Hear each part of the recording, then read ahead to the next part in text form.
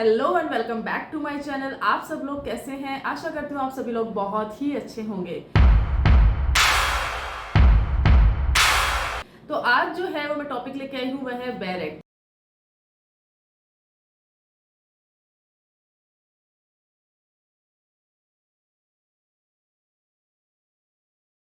जी हाँ, हम जुडिशरी की तैयारी कर रहे हैं और काफ़ी जुडिशरी जो है जैसे महाराष्ट्र जुडिशरी है, एमपी जुडिशरी है, उन्होंने जो है अपनी जुडिशरी के जो है नोटिफिकेशंस भी आ चुके हैं। तो बहुत ज़रूरी है कि हम अब इसकी तैयारी करें और बहुत ही ज़्यादा अच्छे से इसको प्रिपेयर करें। तो इसके लिए अब हमें ज़रूरत रहेगी हमारी टेक्स्ट बुक जो होती है, हमारी जो बुक होती है, उसके अलावा हम जो बैरेक्ट्स होते हैं वो भी पढ़ते हैं और साथ ही हमारे जो खुद के बनाए हुए नोट्स भी रहते हैं, या तो हम किसी पर्टिकुलर कोचिंग के भी नोट्स लेते हैं। लेकिन इन सब के बीच में हम अगर बात करते हैं कि हम बैरेक्ट की कि हम बैरेक्ट कैसे पढ़ते हैं, सबसे पहले तो मैं आपको दिखा देना चाहती हूँ कि बैरेक्ट्स कैसे होते हैं। और बैरेक्ट्स जो होते हैं, आप देखिए, ये जो दो मेरे हाथ में है आईपीसी का एक बैरेक्ट है। अब नॉर्मली अगर आप ये है मुस्लिम लॉ का, ये इतना पतला है। ओके, नॉर्मली जब हम इनकी बुक में पढ़ाई करते हैं, बुक से पढ़ते हैं, तो ये इनका जो बुक होती है वो काफ़ी मोटी होती है। मुस्लिम लॉ की बात करें तो काफ़ी मोटी मुस्लिम लॉ की बुक होती है।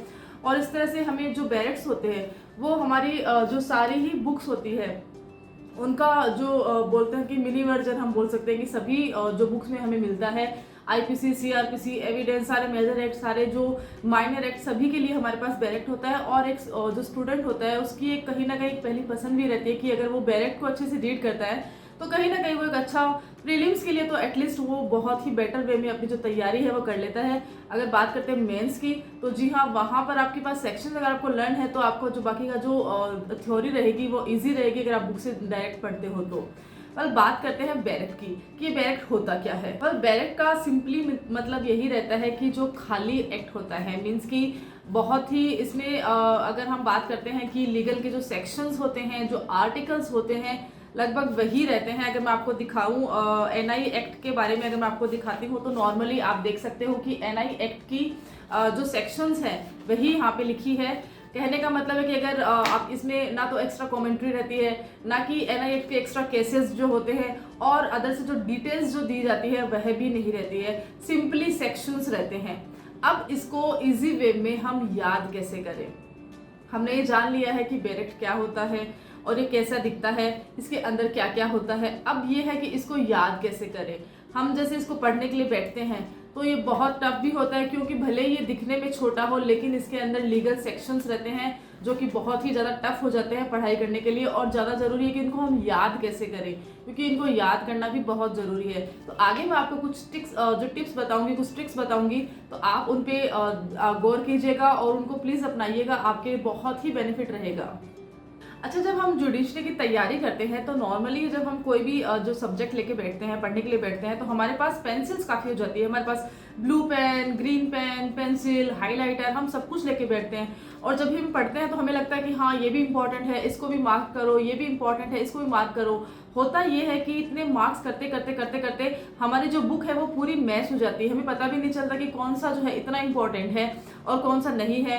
एट द एंड हम जो पढ़ते हैं तो हमें समझ में भी नहीं आता है। इसलिए कुछ लोग जो होते हैं अपने सेल्फ नोट्स इतने शॉर्ट में बनाते हैं ताकि बस इनको मेमोराइज करने के लिए रखते हैं। लेकिन अगर आप सेल्फ नोट अगर आपने बनाए हैं तो ओके, लेकिन अगर नहीं भी बनाए हैं तब भी आप जो बैरेक्ट के माध्यम से भी आप अपने सेल्फ नोट बैरेक्ट के अंदर भी बना सकते हो। कैसे? देखिए, हम जब भी जुडिशरी की तैयारी करते हैं, मेरा फर्स्ट पॉइंट रहेगा तो बेसिकली हम जो है लास्ट ईयर के या तो पिछले 5 साल तक के जो क्वेश्चंस पेपर होते हैं वह लेके बैठते हैं। तो पिछले 5 साल के क्वेश्चन पेपर आप लेके बैठिए। लाइक कि अगर मैंने बात करती हूँ कि मैं एनआई एक्ट की बात करती हूँ, एनआई एक्ट में पिछले 5 साल तक के मैं क्वेश्चन करूँगी, तो उन क्वेश्चंस को मुझे यहाँ पे स्टार मार्क करना है। स्टार मार्क करूँगी मैं ग्रीन कलर से, तो उससे मुझे ये पता चल जाएगा कि ये पिछले साल से आए हुए क्वेश्चन पेपर है और ये क्वेश्चंस है। यानी कि मुझे ऑटोमेटिक पता चलेगा जब भी मैं इसको पढ़ूंगी कि ये इंपॉर्टेंट है और मुझे इनको पढ़ना ही है।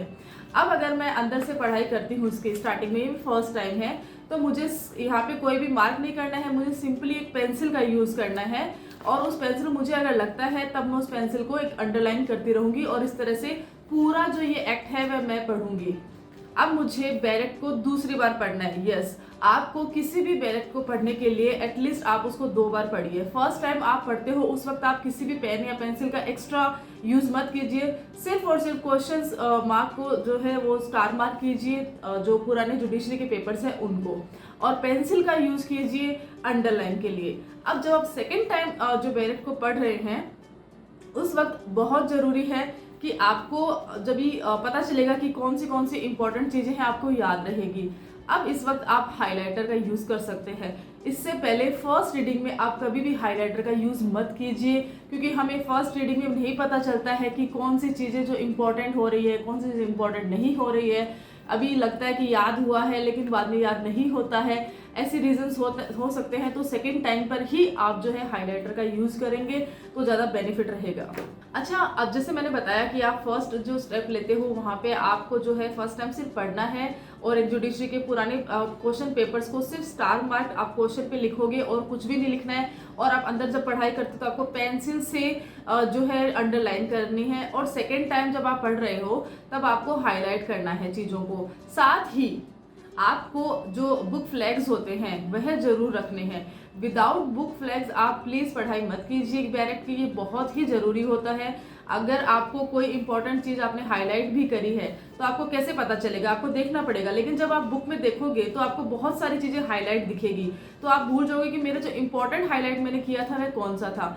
तो अगर आपको लगता है कि ये जो क्वेश्चन है ये जो है जुडिशरी में लास्ट आया भी हुआ है और बहुत इंपॉर्टेंट भी है और उसने आपको हाईलाइट भी कर रखा है आपने उसको, तो आप यहाँ पे जो है इस पेज पे एक बुक फ्लैग लगा दीजिए। साथ ही उस क्वेश्चन का जो है हल्का सा हिंट दे दीजिए कि ये क्वेश्चन है। इससे होगा क्या कि जब भी नेक्स्ट आप पढ़ोगे तो वहां से बुक फ्लैग से आप डायरेक्ट जो है जो उस क्वेश्चन तक पहुंच जाओगे। इससे आपका टाइम भी बचेगा, प्लस एक जो स्मार्ट स्टडी होती है वो आप करोगे। नेक्स्ट जो टिप्स है वह बताने से पहले मैं यही बताना चाहूँगी कि जो बैरेक्ट्स होते हैं वह हिंदी और इंग्लिश दोनों में होते हैं। लाइक कि अगर आपने लाइक मैं दिखाती हूँ कि एक पार्ट में अगर यहाँ पे इंग्लिश लिखी है तो यहाँ पर हिंदी भी लिखी रहती है, आपके जो है आप अच्छे से इसको रीड कर पाओ। लेकिन कई बार क्या होता है कि लीगल के जो वर्ड्स रहते हैं वह हिंदी में भी इतने ज़्यादा टफ हो जाते हैं, तो वहाँ पे आपको जो इंग्लिश के जो वोकेबलरी है उसको आपको प्रायोरिटी देनी है। और आपके जो क्वेश्चन पेपर होते हैं वहाँ पर भी ये साफ साफ लिखा रहता है कि अगर आपको हिंदी और इंग्लिश में किसी भी कंफ्यूजन है तो आपका जो बेटर रहेगा वह वोकेबलरी रहेगी वह इंग्लिश की रहेगी, और आपकी जो चेकिंग होती है वह भी इंग्लिश के माध्यम से बेटर रहती है। तो हमेशा कोशिश करिए कि पढ़ाई करते वक्त ना सिर्फ हिंदी को आपने पढ़ना है लेकिन साथ में भी हिंदी के जो वर्ड्स है उनको इंग्लिश में ट्रांसलेशन अगर वहाँ पे किया हुआ है तो आप इंग्लिश भी जरूर से पढ़ें। अच्छा, जो लास्ट पॉइंट है वह है टाइम मैनेजमेंट। अगर आप सोच रहे हैं कि मैं बोलूँ टाइम मैनेजमेंट, तो यस, मैं यहाँ पे ये गलत बोल रही हूँ, क्योंकि टाइम मैनेजमेंट जैसा कुछ भी नहीं होता है। जी हाँ, मैनेजमेंट सिर्फ टास्क का किया जाता है, टाइम का नहीं किया जाता है। अगर मेरा डेली रूटीन ऐसा है कि मैं वहाँ पर अपने लिए या अपनी स्टडी के लिए इतने आवर्स नहीं निकाल पा रही हूँ जितना कि मेरे कॉम्पिटिटर बाकी लोग निकाल पा रहे हैं, तो वो इसकी वजह से नहीं है कि उनका टाइम उन्होंने मैनेज कर रखा है, नहीं, उन्होंने अपना टास्क मैनेज कर रखे हैं। तो बहुत ज़रूरी है कि आपके जो काम हैं उनमें आप कितना समय देते हो। लाइक कि अगर आपने सोशल मीडिया में है तो आप सोशल मीडिया कितना देख रहे हो उसका एक मैनेजमेंट कीजिए। लाइक व्हाट्सएप की अगर बात करते हैं तो व्हाट्सएप में जो स्टेटस रहते हैं, कई बार हम देखते हैं कि स्टेटस हम देखते रहते हैं, कुछ देर होती है हमें इतनी वापस से स्टेटस देखते हैं, तो ऐसा नहीं करें। अगर आप तैयारी कर रहे हैं तो आप स्टेटस के लिए सिर्फ 2 टाइम रख लीजिए स्टार्टिंग में, कि हमें मॉर्निंग में 12 बजे देखना है और रात को 8 बजे देखना है, क्योंकि ऐसे भी 24 घंटे तक वह डिसअपियर नहीं होने वाला है। तो ये आपके लिए बेनिफिट भी रहेगा और आपको सोशल मीडिया से एकदम से कट भी नहीं रह सकते हो आप, तो ओके, आप थोड़ा सा कट उसमें से हो जाइए। इसके लिए सिर्फ और सिर्फ टास्क को मैनेज करना है, आपके खाने का पीने का, क्योंकि बहुत ज़रूरी होता है कि अगर आपकी नींद पूरी नहीं हो रही है तब भी आपके लिए जो मेमोरी होती है आपकी कमज़ोर होती है। आप इतना रीड करते हो लेकिन आपको याद नहीं होता है, वो इस वजह से भी होता है क्योंकि एग्जाम्स के ड्यूरिंग हम लोग जो है प्रॉपर खाना नहीं खा पाते हैं, नींद नहीं ले पाते हैं, अच्छे से फ्रेशन अप नहीं हो पाते हैं, योगा नहीं कर पाते हैं, मेडिटेशन नहीं कर पाते हैं। तो हर एक चीज़ अगर आपने टास्क को मैनेज करते हो, पूरे दिन का अगर आप चार्ट बनाते हो, तो वहाँ पर आप हर एक चीज़ के लिए जो है आपके पास ग्रीन टिक रहेगा और आपके लिए एक बहुत ही बेटर रिजल्ट रहेगा।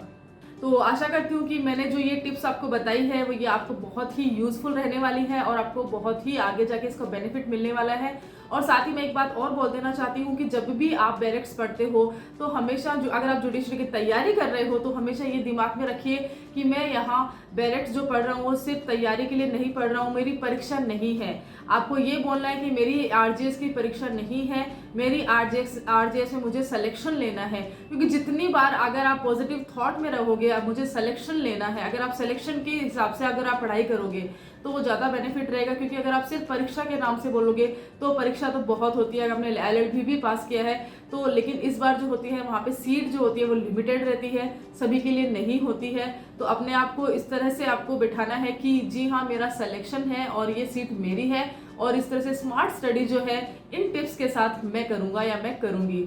तो आपको मेरा ये वीडियो कैसा लगा आप मुझे प्लीज़ कमेंट करके ज़रूर बताइए। और हाँ, अगर आप चाहते हैं कि मेंस की तैयारी के लिए कौन से टिप्स जो है वो मैं आपको बता सकती हूँ, अगर आप ये चाहते हैं तो प्लीज़ इसके लिए भी मुझे कमेंट कर दीजिएगा। Thank you so much.